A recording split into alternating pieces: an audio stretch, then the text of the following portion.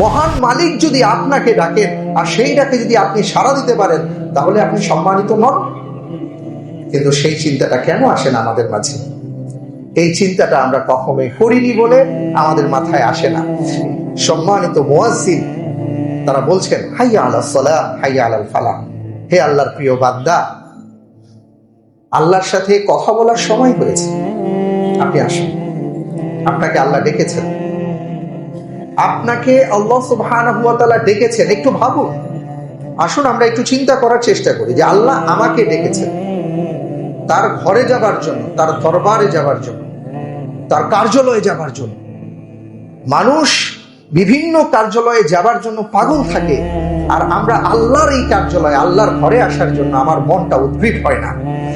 অথচ অন্য সব কার্যালয়ে গেলে কি হবে না হবে আমরা কেউ জানি না, হতে পারে না হতে পারে, অনেক সমস্যা হতে পারে, ভালো হতে পারে, মন্দ হতে পারে।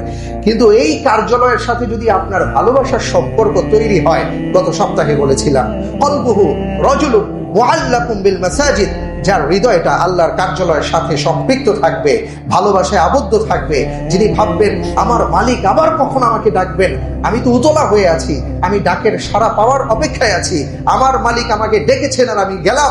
আল্লাহ রাব্বুল আলামিন বললেন, বান্দা রে, তুই যে আমার এই ঘরকে ভালোবেসেছিস, এই ভালোবাসার নমুনাটা, পুরস্কারটা আমি এটাই দিব, কিয়ামতের ময়দানে যখন কোনো ছায়া থাকবে না, আমার আরশের নিচে আমি তোমাকে ছায়া দিয়ে তোমাকে ধন্য করে দিব। আপনি কোথাও যাওয়ার ক্ষেত্রে তো আপনি অনেক প্রস্তুতি নিয়ে যাবেন, বলবেন, দেন তারপরে হবে। আর এখানে আপনি কেবল প্রস্তুতি নিতে শুরু করেছেন, আল্লাহ আপনাকে দিতে শুরু করে দিয়েছে। আপনি যখনই নিয়ত করেছেন যে আমি আজান হলে মসজিদে যাব, আল্লাহর রাসূল সাল্লাল্লাহু আলাইহি ওয়াসাল্লাম বলেন যে আল্লাহর কোন বান্দা যখন এক আজান থেকে আরেক আজান, এক নামাজ থেকে আরেক নামাজের জন্য অপেক্ষা করে, মসজিদে কখন সে যাবে অপেক্ষা করে, আর নিয়ত এটা যে ফজর পড়েছি, যোহরের আজান হলে মসজিদে যাব, আপনি নিয়ত করতে বাকি, আপনার সোয়াবের খাতায় লিপিবদ্ধ হতে বাকি নাই।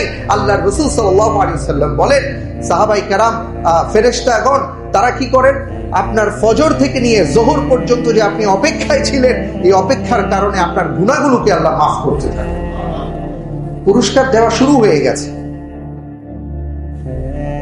এবার আপনি চিন্তা করলেন যে আমি আল্লাহর দরবারে যাব, যেন তেন ভাবে তো আমি যেতে পারি না, আমি প্রস্তুতি নিয়ে যেতে চাই। সেই প্রস্তুতিটা কি? প্রথমে আমি আমাকে পুত ও পবিত্র করব। আজকে আমরা যেটা মনে করি যে পরিচ্ছন্নতা আর পবিত্রতা হয়ে আমাকে মসজিদে যেতে হবে, এই পরিচ্ছন্নতা তো কয়েক ধরনের আছে, সেটা আমরা হয়তো অনেকে খেয়াল করি না। আমাদের হৃদয়ের পরিচ্ছন্নতা দরকার। আমার হৃদয়ের পরিচ্ছন্নতা আছে কিনা সেদিকে আমাকে খেয়াল রাখতে হবে। আল্লাহর রাসূল সাল্লাল্লাহু আলাইহি ওয়াসাল্লাম স্বয়ং তিনি নিজে আল্লাহর কাছে দোয়া করতেন, আয় আল্লাহ তাআলা, আমার হৃদয়ের পরিচ্ছন্নতা আপনি আমাকে দান করুন। আর হৃদয়ের পরিচ্ছন্নতা তখনই অর্জন হয় যখন আল্লাহর সাথে আমার ভালোবাসা তৈরি হয়। রাসূল সাল্লাল্লাহু আলাইহি ওয়াসাল্লাম এই জন্য দোয়া করে বলতেন, আল্লাহুম্মা ইন্নী আসআলুকা হুব্বাক ওয়া হুব্বা মান ইউহিব্বুক। হে আল্লাহ, আমি আপনাকে ভালোবাসি, আমি আপনার ভালোবাসা পেতে চাই, এবং যারা আপনাকে ভালোবাসে আমি তাদের ভালোবাসা পেতে চাই। আল্লাহুম্মা জাআলনি আন আমালা আল্লাযী ইয়াসিলু ইলা হুব্বিক। হে আমার রব, হে আমার মালিক, আমাকে ওই সকল কাজ করার তৌফিক দান করেন যেই কাজগুলো আপনার ভালোবাসা পর্যন্ত আমাকে পৌঁছে দিতে পারে। সুবহানাল্লাহ। আমাদের হৃদয়টাকে পরিচ্ছন্ন করতে হবে, আমাদের হৃদয়টাকে পুত পবিত্র করতে হবে। শুধু বাহ্যিকভাবে পবিত্র হলেই চলবে না। আমাদের হৃদয়ে যত বক্রতা, যত হিংসা, বিদ্রূপ, রোগ, লালসা, পরশ্রীকাতরতা, মনের যত রোগ আছে, এগুলো থেকে আমাদেরকে পুত পবিত্র হতে হবে। এরপরে আপনার পরিচ্ছন্ন হতে হবে, পবিত্র হতে হবে, আপনার হাদাস থেকে পাপ মুক্ত হতে হবে। আপনি যখন ওযু করবেন সালাত আদায়ের জন্য, আপনি যখন ওযু করা শুরু করলেন, আপনি যখন মিসওয়াক করলেন, সুবহানাল্লাহি ওয়া বিহামদিহি, আল্লাহ রাসূল সাল্লাল্লাহু আলাইহি ওয়াসাল্লাম বলেন, আমার উম্মতের জন্য যদি কঠিন না হতো তাহলে আমি মিসওয়াক করাটা তাদের জন্য বাধ্যতামূলক করে দিতাম। কারণ সে আল্লাহর সাথে কথা বলবে, তার এমন কোনো অবস্থা হওয়া উচিত নয় যে অবস্থায় ফেরেশতারা বিব্রত বোধ করতে পারে, কোনো মানুষ কষ্ট পেতে পারে।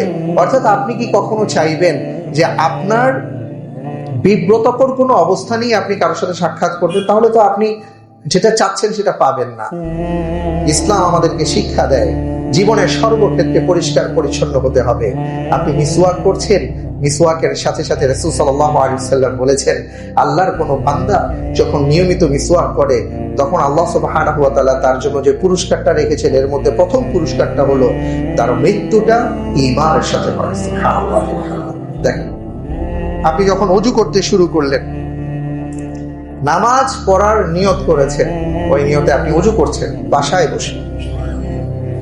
এই যে ওযু করছেন আপনার কি হচ্ছে একটু যদি আমরা চিন্তা করি যে আল্লাহু আকবার, আর কি নামাজের ভেতরে যাই নাই, শুধু শুরুটা করেছি, তাতে কি হয়েছে?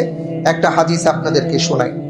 আল্লাহ রাসূল সাল্লাল্লাহু আলাইহি ওয়াসাল্লাম বলেছেন, মান তাওয়াদ্দা ফাআহসানাল ওযু সুম্মা ক্বাল আশহাদু আল লা ইলাহা ইল্লাল্লাহ ওয়াহদাহু লা শারীকা লাহু ওয়া আন্না মুহাম্মাদান আবদুহু ওয়া রাসূলুহু ওয়া ক্বাল আল্লাহুম্মা ইজআলনি মিনাত তাওয়াবিন ওয়াজআলনি মিনাল মুতাতাহহিরিন ফুতিহাত লাহু সামানিয়াতু আবওয়াবাল জান্নাহ ইয়াদখুলু মিন আইয়িহা শাআ।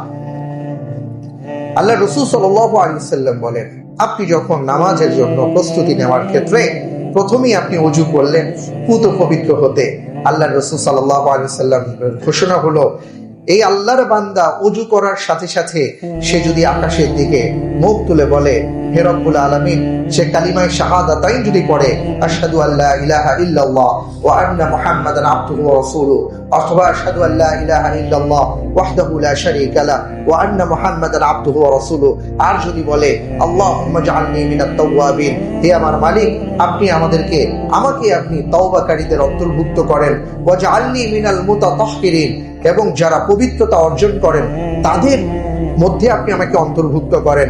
রাসূল সাল্লাল্লাহু আলাইহি ওয়াসাল্লাম বলেন, আল্লাহর এই বান্দার উপহার আর পুরস্কার হলো কিয়ামতের ময়দানে জান্নাতের যে 8টা দরজা আছে এই 8টা দরজা খুলে দেওয়া হবে এবং তাকে বলা হবে, তুমি কোন দরজা দিয়ে জান্নাতে প্রবেশ করতে চাও সেই দরজা দিয়ে তুমি জান্নাতে প্রবেশ করো।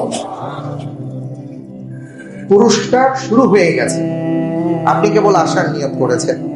আপনি ওযু করছেন, ওযুর ক্ষেত্রে আরো কি বিষয় আছে? আমরা অনেকেই আছি, এই যে শীতকাল আসছে তো মোটামুটি চেষ্টা করি এক ওয়াক্তের ওযু দিয়ে 5 ওয়াক্ত নামাজ আদায় করার।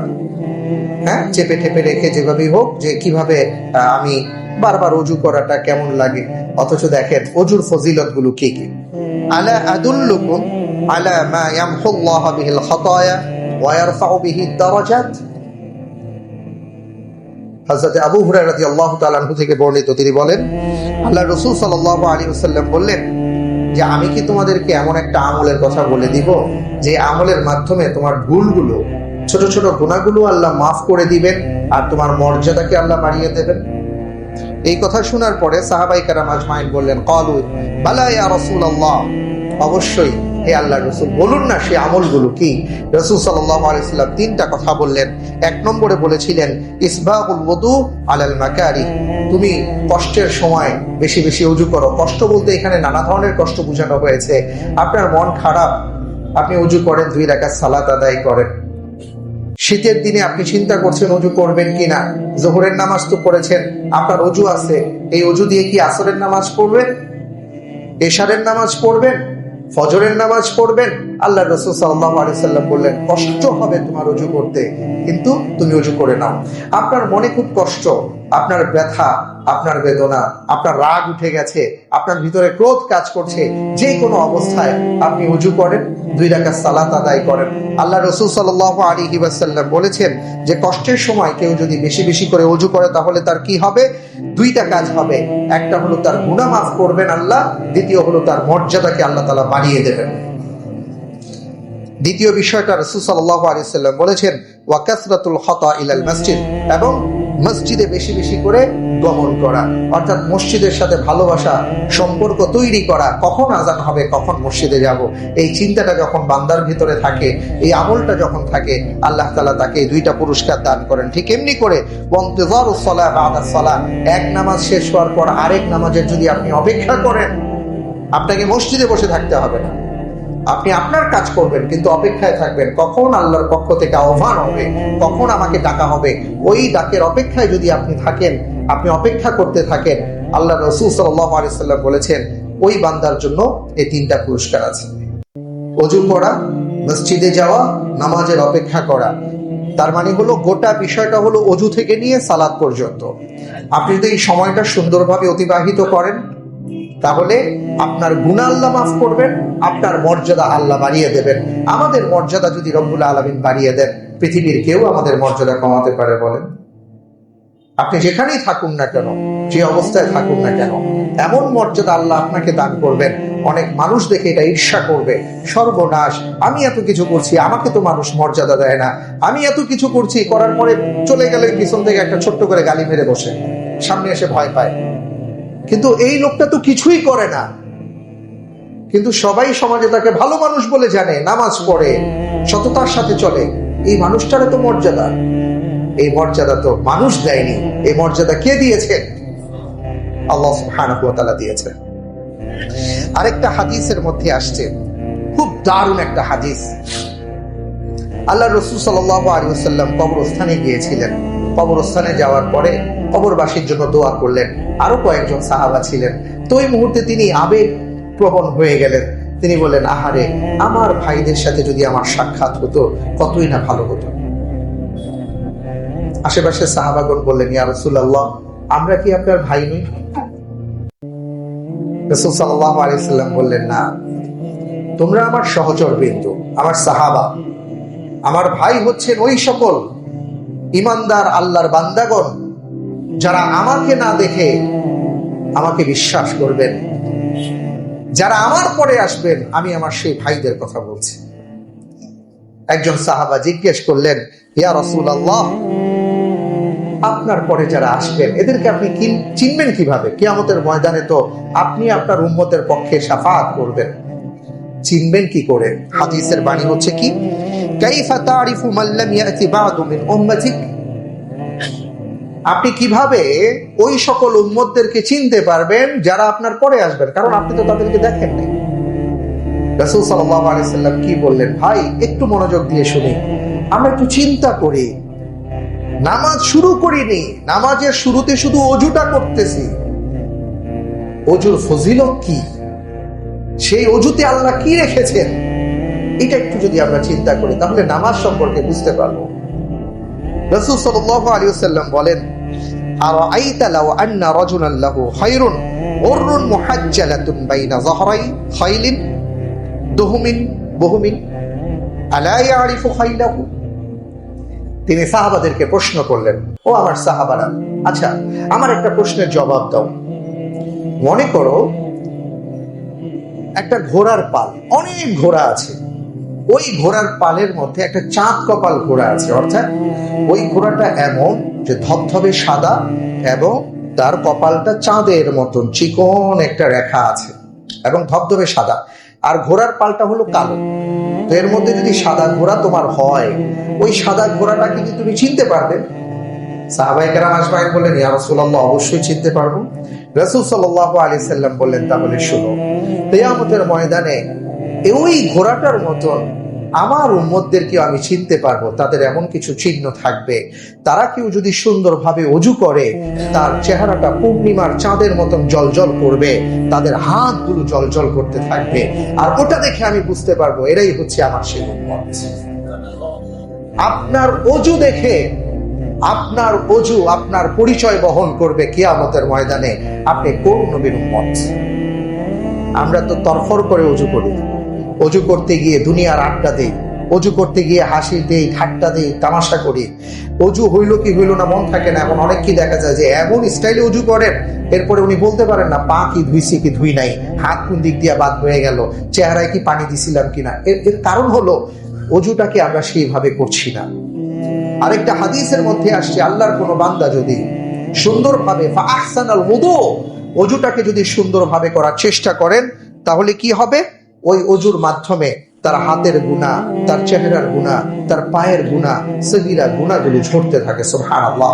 এই জন্য একজন আসলাফের জীবনীতে এসছে, আল্লাহ রাব্বুল আলামিন তার অন্তর্দৃষ্টি খুলে দিয়েছিলেন। তো এই কারণে তিনি যখন অজু করতেন এবং আশেপাশে যদি তার পাশে কেউ অজু করত, উনি বুঝতে পারতেন যে এই লোকটার এই গুনাহগুলো ঝরে যাচ্ছে। তখন তিনি আল্লাহর কাছে দোয়া করেছেন, আয় আল্লাহ তাআলা, এই দৃশ্য আমি দেখতে চাই না। এবং তিনি তার মাথাটাকে ঢেকে রাখতেন অজু করার সময়, চেহারা ঢেকে উনি অজু করতেন, যাতে করে কারো অজুর কোনো কিছু ওনার দৃষ্টিতে না পড়ে। তো মূল ব্যাপারটা হলো, হাদিসের মধ্যে আসছে যে এই অজু আমাদের গুনাহ মাফ করে, এই অজু আমাদের মর্যাদাকে বাড়িয়ে দেয়, এই অজু আমার সম্মানকে বাড়াচ্ছে, এই অজু কিয়ামতের ময়দানে আমার পরিচয় বহন করে। তাহলে আমাদের অজুটা কিভাবে করা উচিত আমরা উপলব্ধি করতে পারছি। শুধু তাই নয়, রাসূল সাল্লাল্লাহু আলাইহি ওয়াসাল্লামের আরেকটা হাদিস আমি আপনাদের সামনে পেশ করছি। ওসমান ইবনে আফফান রাদিয়াল্লাহু তাআলা আনহু তিনি বর্ণনা করেন, মান তাওয়াদ্দাআ লিস-সালাহ ফাআসবাগাল ওযু সুম্মা মাশা ইলা সালাতিল মাকতুবা ফাসাল্লাহা মা'আন নাস আও মা'আল জামাআ আও ফিল মাসজিদ গফারাল্লাহু লাহু বা গফারাল্লাহু লাহু যুনুবাহু। রাওয়াহু মুসলিম। মুসলিমের হাদিস। আল্লাহর রাসূল সাল্লাল্লাহু আলাইহি ওয়াসাল্লাম বলেন, কোন আল্লাহর বান্দা যখন আল্লাহর ডাকে সাড়া দেয়, ওই যে আপনাকে ইনভাইটেশন দেওয়া হয়েছে, আপনাকে ডাকা হয়েছে, আপনি এখন ওযু করলেন, আপনার গুনাহ তো মাফ হলো, আপনার মর্যাদা বাড়ছে। আবার আপনি প্রস্তুতি নিয়ে বাসা থেকে মসজিদের উদ্দেশ্যে রওনা হয়ে গেলেন। রওনা হওয়ার সাথে সাথে আল্লাহর রাসূল সাল্লাল্লাহু আলাইহি ওয়াসাল্লাম বলেন, ওসমান ইবনে আফফান রাদিয়াল্লাহু তাআলা আনহুর বর্ণনায়, যে আপনি যদি ফরজ সালাতের উদ্দেশ্যে জামাতের সাথে নামাজ আদায় করার জন্য মসজিদে আসেন, প্রত্যেকটা কদমে কদমে আল্লাহ রাব্বুল আলামিন আপনার গুনাহ মাফ করতে থাকেন। সুবহানাল্লাহ, সুবহানাল্লাহ। ভাইরা আমার, আপনি ওযু করেছেন, শরীরটাকে পাক করেছেন, একটা চেকপোস্ট আপনি পার হয়েছেন, শরীর পাক। এরপরে আপনি যে কাপড়টা পরিধান করবেন, দ্বিতীয় চেকপোস্ট। আল্লাহ সুবহানাহু ওয়া তাআলা বলেছেন, খুযু যিনাতাকুম ইনদা কুল্লি মসজিদ, খুযু যিনাতাকুম ইনদা কুল্লি মসজিদ। প্রত্যেক সিজদার সময় তোমার উত্তম পোশাকটা তুমি পরিধান করো। আমরা আজকে পোশাক পরে আসি, কিন্তু কখনো কখনো এমন সব পোশাক আমরা পরে আসি যেই পোশাকটা আমার উত্তম পোশাক হয় না। আমি কখনো ভাবি না যে আল্লাহর ডাকে সাড়া দিতে আমি যাচ্ছি, সুতরাং আমার কেমন পোশাক পরে যাওয়া উচিত। একজন আসলাফ, যার নাম হচ্ছে মুহাম্মদ ইবনে আলী রাহিমাহুল্লাহ, তার জীবনীতে এসে তিনি যখন ওযু করতেন, ওযু করার পরে তিনি কাঁপতেন, এবং তাকে যখন জিজ্ঞেস করা হতো যে আপনি কাঁপছেন কেন, আপনি এমন করছেন কেন, তিনি বলতেন, তুমি কি বুঝতে পারছো যে এই মুহূর্তে আমি কার সামনে গিয়ে দাঁড়াবো? এবং তিনি তার সবচেয়ে উত্তম পোশাকটা নিতেন, এবং সেই পোশাকে তিনি আতর মাখাতেন এবং সুসজ্জিত হতেন, সুন্দরভাবে নিজেকে পরিপাটি করতেন, এবং শান শওকতের সাথে তিনি মসজিদে যেতেন। কারণ তারা উপলব্ধি করতেন, প্রত্যেকটা হাদিসকে তারা চয়ন করতেন, হৃদয়ঙ্গম করতেন।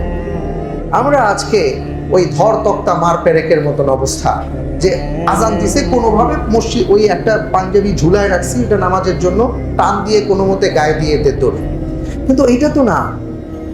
আপনি আল্লাহর দরবারে আসছেন মানে হলো আপনার সবচেয়ে ভালো পোশাকটা আপনি পরবেন, আপনি পরিপাটি হয়ে আসবেন। মুসলমান মানে হলো ওই যে গায়ে সালার চট দিয়ে গন্ধ ঠন্দ নিয়ে যারা চলে, এরা দাবি করে এরা অনেক কিছু, এটা মুসলমানের পরিচয় না। একজন মুসলমান মানে হলো তিনি পরিপাটি থাকবেন, তিনি সুন্দরভাবে থাকবেন, সুন্দরভাবে চলবেন, শান শওকতের সাথে চলবেন, তার যা আছে এটাকেই তিনি সুন্দরভাবে সাজিয়ে গুছিয়ে উপস্থাপন করবেন। আমি বলছি না আপনার 10টা 20টা 50টা জামা কাপড় থাকতে হবে, কিন্তু রাসূল সাল্লাল্লাহু আলাইহি ওয়াসাল্লামের কাছে যেটাই থাকতো সেটাই তিনি পরিষ্কার পরিচ্ছন্ন পুত পবিত্র করে সেটা তিনি পরিধান করতেন। আজকে আমাদের মাঝে নামাজের ক্ষেত্রে আমরা এটা পরিপালন করি না, অন্য ক্ষেত্রে করি। আপনার বিয়ের দাওয়াত আসছে, আপনার মিটিং আসছে, কোথাও সিটিং আছে, কোথাও যেতে হবে, কোথাও আপনি সভাপতি, কোথাও আপনি সেক্রেটারি হয়ে আলোচনা করতে হবে, কোনো আপনি সভা সমাবেশে যাবেন, ওখানে আপনার ড্রেস কিন্তু ঠিক আছে, কিন্তু আল্লাহর ঘরে আপনি আসবেন, আল্লাহ রাব্বুল আলামিনের সাথে আপনি কথা বলবেন, আল্লাহ আপনার দিকে তাকিয়ে থাকবেন। হাদিসের মধ্যে আসছে, আমি একটা হাদিসে পেলাম, সেই হাদিস যে আমরা যখন নামাজ পড়ি, এই নামাজের মধ্যে আমি যখন সেজদার জায়গায় দাঁড়িয়ে আল্লাহ রাব্বুল আলামিনের সাথে কথা বলি, আমার আল্লাহ সুবহানাহু ওয়া তাআলা আমাদের দিকে তাকিয়ে থাকেন। কোনো বান্দা যদি অন্যমনস্ক হয়ে যায়, তখন আল্লাহ তার থেকে দৃষ্টিটা ফিরিয়ে নিয়ে যান। ভাবতে হবে, উপলব্ধি করতে হবে আমরা কোথায় আসছি। এইভাবেই না, আব্দুল্লাহ বিন জুবাইর রাদিয়াল্লাহু তাআলা আনহুর নামাজ এইভাবেই এমন ছিল না। উনি যখন কাবা চত্বরে নামাজ পড়ছিলেন, ওনাকে মিনজানিক দিয়ে আক্রমণ করা হয়েছিল, যেটাকে আমরা ক্ষেপণাস্ত্র বলি। বড় বড় পাথর দূর থেকে নিক্ষেপ করা হয়েছিল, পাথরের বড় বড় টুকরো ওনার গায়ে বিঁধে গিয়েছিল, ওনাকে আঘাত করেছিল। কিন্তু আশেপাশের লোকজন বলেছেন ওই আঘাতের কারণে আমরা দেখি নাই আব্দুল্লাহ বিন জুবাইরের চোখের মধ্যে বা তার চেহারার মধ্যে কোনো ধরনের বিরক্তির ছাপ। মনে হয়েছে এমন যে কি হয়েছে তিনি বলতেই পারেন না। আরেকবার ওনার ছেলের নাম হলো হিশাম, উনি নামাজ পড়ছিলেন। হিশাম ছোট্ট বিছানায় শুয়ে আছে, ছাদ থেকে ঠাস করে একটা সাপ পড়ে গিয়েছিল। সাপ, বিছানার উপর সাপ পড়েছে। লোকজন এসে চিল্লাচিল্লি করে ওই সাপটাকে সরিয়ে দিয়ে বাচ্চাটাকে সরালো। উনি নামাজ শেষে জিজ্ঞেস করলেন, কিছু মনে হয় একটা হয়েছিল, শব্দ পেয়েছিলাম। আমরা হলে তো উল্টো দিকে দৌড় দিতাম। হ্যাঁ, উনি বললেন যে মনে হয় কিছু একটা হয়েছিল। এই ছিল ওনাদের নামাজ। এইভাবে না, কারণ ওনারা উপলব্ধি করতেন যে আমি কোথায় যাচ্ছি, আমি কার সামনে দাঁড়াচ্ছি। এই জন্য আমাদের গায়ের পোশাকটা যেন পরিপাটি হয়, সুন্দর হয়। আল্লাহ রাসূল সাল্লাল্লাহু আলাইহি ওয়াসাল্লামের কাছে কয়েকটা জিনিস সবসময় থাকতো। তিনি প্রথমত সুন্দরভাবে তিনি তার নিজেকে পরিপাটি করে রাখতেন। তিনি তার চুলটাকে এইভাবে রাখতেন, ওনার তো বাবরি চুল ছিল, এবং বাবরি চুলের মাঝখানে উনি, আমরা তো আতর দেই একটু নিয়ে, তাই না, হাতে নিয়ে ঘষা মাজা নিয়ে হালকা একটু লাগাই, আর উনি এইভাবে আতর ঢালতেন, এইভাবে এইভাবে চেহারার মধ্যে আতর ঢালতেন, মাথার উপর আতর ঢালতেন এইভাবে। এবং একটা চিরুনি ছিল। কোথাও গেলে বা কারোর সাথে কথা বলতে যাওয়ার আগে উনি, আয়না তো অ্যাভেলেবল ছিল না, তো পাত্রের মধ্যে পানি থাকতো, সেই পানিতে উনি ওনার চেহারাটা দেখতেন। একটা মিসওয়াক ছিল সবসময়, কোথাও যাওয়ার আগে মিসওয়াক করে তারপরে যেতেন। ইসলাম আমাদেরকে যেটা শিখায় সেটা হলো পরিষ্কার পরিচ্ছন্নতা, পরিপাটি, যেন তেন ভাবে চলতে শিখায় না। তো আমরা এই দ্বিতীয় চেকপোস্ট হলো আমাদের ভালো একটা পোশাক পরে যেতে হবে। আল্লাহ সুবহানাহু ওয়া তাআলা বলেছেন, তুমি তোমার উত্তম পোশাকটা পরে আমার কাছে তুমি সেজদা প্রদান করো। আমরা চেষ্টা করবো ইনশাআল্লাহ তাআলা। আমরা যখন মসজিদে আসি, এমন অনেকেই হয়তো বুঝি না, ঘামের গন্ধ নিয়ে ঢুকে গেছি, আমার ঘামের গন্ধ তো আমি পাচ্ছি না, কিন্তু আমার উৎকট গন্ধে আরো 10 জন মানুষের কষ্ট হচ্ছে, আমি এটা বুঝতে পারি না। এটা উচিত নয়। আমি হয়তো সিগারেট খেয়েছি, সিগারেটের যিনি সিগারেট খান তিনি বুঝেন না যে তার পুরো শরীর থেকে নিকোটিনের গন্ধ বের হয়, উনি উপলব্ধি করতে পারেন না। উনি তো সুন্দর সিগারেট খায় একটু কুলি করে চলে আসছেন, উনি বুঝতে পারছেন না ওনার সিগারেট খাওয়ার কারণে আশেপাশের মানুষগুলো যে কষ্ট হচ্ছে। এই কষ্ট দেবার অধিকার কিন্তু কারণে হাদিসের মধ্যে যে আসছে যে কেউ যদি পেঁয়াজ খায়, রসুন খায়, কাঁচা রসুন খায়, সে যেন মুখ পরিষ্কার না করে মসজিদে না আসে। এটা কেন বলা হয়েছে? এটা এমনি বলা হয়নি। শুধু রসুন আর পেঁয়াজ না, যেই জিনিস খেলে মুখে দুর্গন্ধ তৈরি হয়, অথবা কোনো কারণে যদি আমার মনে হয় যে আমার মুখে দুর্গন্ধ হতে পারে, অবশ্যই আমাকে ফ্রেশ হয়ে তারপরে আসা উচিত। আর আরেকটা পরিচ্ছন্নতা হলো যে আমার যে গায়ের পোশাকটা আমি পরেছি এটা আমার হালাল টাকায় কেনা কিনা, হালাল পোশাক কিনা, সেটা খেয়াল রাখতে হবে। দামি পোশাক কিনলাম কিন্তু হারাম টাকায় কিনে সাজুগুজু করে মসজিদে আসলাম, এটার কোনো দাম নাই। হালাল পোশাক পরতে হবে, হালাল রিজিক খেতে হবে, এটা হলো পবিত্রতার অন্যতম শর্ত। আপনি সুন্দর একটা পোশাক পরে যখন মসজিদে আসছেন, হাদিসের মধ্যে আসছে, একটা তো বললাম যে প্রতি কদমে কদমে আমাদের গুনাহ মাফ হয়। ফেরেশতারা মোড়ে মোড়ে দাঁড়িয়ে থাকেন আপনার জন্য, আমার জন্য। তারা আমাদের জন্য মাগফিরাতের দোয়া করে। তারা বলতে থাকেন, আল্লাহুম্মা ইগফর লিহাদিহিল আবদ, আয় আল্লাহ তাআলা এই বান্দার জন্য আপনি ক্ষমাটাকে নির্ধারণ করে দিন, কারণ সে এখন আপনার দরবারে যাচ্ছে, সে আপনার কাছে ক্ষমা চাইতে যাচ্ছে, সে আপনার কাছে মাফ চাইতে যাচ্ছে, আপনি তাকে মাফ করে দিন। দেখেন এটা কোথায় পাবেন এই সিস্টেম?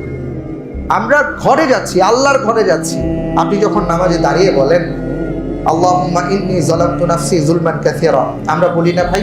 কি বলি এটা? আমরা আল্লাহ রাব্বুল আলামিনের কাছে এটাই বলি, আয় আল্লাহ তাআলা আমি আমার উপর অনেক বড় জুলুম করে ফেলেছি, আপনি ছাড়া কেউ আমার ক্ষমা করার নাই, আপনি আমাকে মাফ করে দেন। এই যে কথাগুলো বলবেন, ফেরেশতারা জানেন, তাই ফেরেশতারা আল্লাহর কাছে আপনার আমার জন্য মাগফিরাতের দোয়া করতে থাকেন।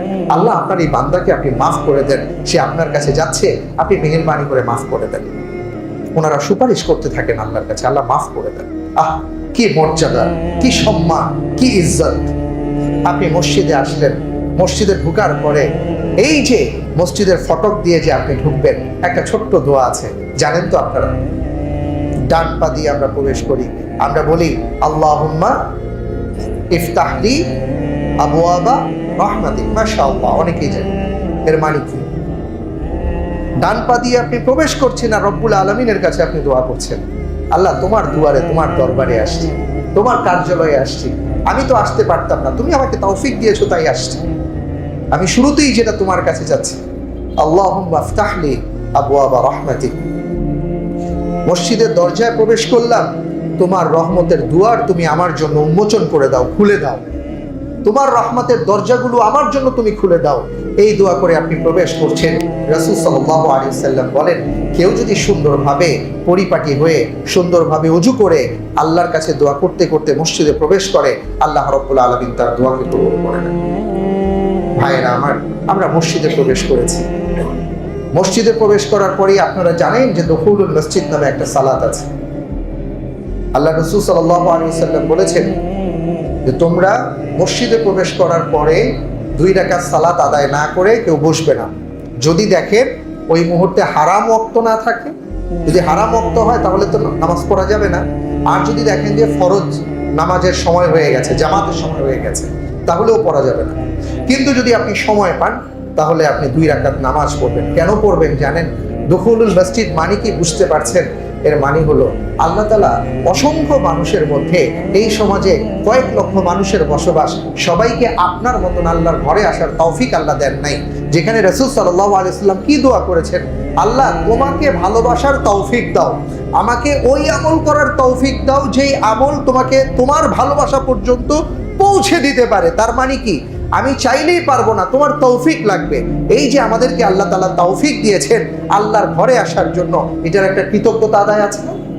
আপনি যখন দুখুলুল মসজিদ, কৃতজ্ঞতা আদায় স্বরূপ তাহিয়াতুল মসজিদ, এই 2 রাকাত সালাত আদায় করবেন, আল্লাহর রাসূল সাল্লাল্লাহু আলাইহি ওয়াসাল্লাম বলেন তাহিয়াতুল মসজিদ কেউ যদি নিয়মিত আদায় করতে পারেন, আল্লাহর রাসূল বলেন তার জন্য রব্বুল আলামিন ঘরে একটা তাহিয়া নামে একটা ঘর তাকে দান করে দিবেন জান্নাতের মধ্যে। সুবহানাল্লাহ, জান্নাতে আপনার আমার একটা ঘর হবে। আপনি পড়লেন কৃতজ্ঞতা আদায় করে 2 রাকাত সালাত, আর আল্লাহ রাব্বুল আলামিন আপনার আমার জন্য একটা ঘরের ব্যবস্থা করে দিয়েছেন। উপহার আর উপহার, উপহারের ছড়াছড়ি। এরপরে যখন আপনি বসে আছেন, কখন নামাজ দাঁড়াবে? এই যে বসে আছেন, নামাজ কিন্তু দাঁড়ায় নাই। আপনি চলে আসছেন আগে, আপনি নামাজ পড়েছেন, আপনি হয়তো তিলাওয়াত করছেন, আপনি জামাতের অপেক্ষা করছেন, তাই না? আপনি জামাতের অপেক্ষা করছেন। সুবহানাল্লাহি ওয়া বিহামদিহি। রাসূল সাল্লাল্লাহু আলাইহি ওয়াসাল্লাম বলেন, কোন আল্লাহর বান্দা আযান আর ইকামতের মধ্যে যখন অপেক্ষা করতে থাকে, এই অপেক্ষাটাই তার জন্য জামাতের সওয়াব লেখা হতে থাকে। সুবহানাল্লাহ। তো এই জন্য ভাইরা আমার, আমরা কেউ জামাত তরক করব না, নামাজ ছাড়বো না জীবনে কোনোদিন। বিশ্বাস রাখেন, আল্লাহি, আল্লাহর শপথ করে বলি, আল্লাহর কসম করে বলি, আল্লাহকে সাক্ষী রেখে বলি, আপনি যদি সঠিক উপায়ে সুন্দরভাবে সালাত আদায় করতে পারেন, আপনার জীবনে যত বড় বিপদ হোক না কেন সেই বিপদ আল্লাহ তাআলা দূর করে দিবেন, এবং যত যা কিছু আসুক না কেন তার মধ্যে আল্লাহ আপনার জন্য কল্যাণ রাখবেন। সুতরাং আপনি নামাজ পড়বেন, আপনার পরিবারের সদস্যরা নামাজ পড়ে কিনা সেদিকে খেয়াল রাখবেন। আপনি একা পড়লে হবে না, আপনার ছেলেকে পড়াতে হবে, আপনার স্ত্রীকে পড়াতে হবে। আমি আমার মা বোনদেরকে বলবো, মা বোনেরা, আপনারা আপনাদের সন্তানদের ক্ষেত্রে অনেক কষ্ট করেন, অনেক পরিশ্রম করেন, ওদেরকে স্কুলে নিয়ে যাওয়া, নিয়ে আসা, ওদের দেখভাল করা, 24টা ঘন্টা ওদের পিছনে আপনারা লেগে থাকেন। আল্লাহর ওয়াস্তে দয়া করে আপনার সন্তানের কল্যাণ যদি আপনি চান, তাহলে এই ছেলেকে নামাজের ব্যাপারে উদ্বুদ্ধ করেন। যখনই নামাজের ওয়াক্ত হবে তাকে মসজিদে পাঠাবার চেষ্টা করেন। আপনার স্বামী যেন নামাজি হন, আপনার ঘরে যারা আছেন তারা যেন নামাজি হন, এই ব্যাপারে আপনারা সচেষ্ট থাকবেন। আল্লাহ রাব্বুল আলামিন আমাদের সবাইকে, প্রত্যেক ব্যক্তিকে নামাজি ব্যক্তি হিসাবে আল্লাহ তাআলা কবুল করুন। আমরা সবাই বলি আমিন। সুবহানাকাল্লাহুম্মা ওয়া বিহামদিক, আশহাদু আল্লা ইলাহা ইল্লা আনতা, আস্তাগফিরুক ওয়া আতুবু ইলাইক।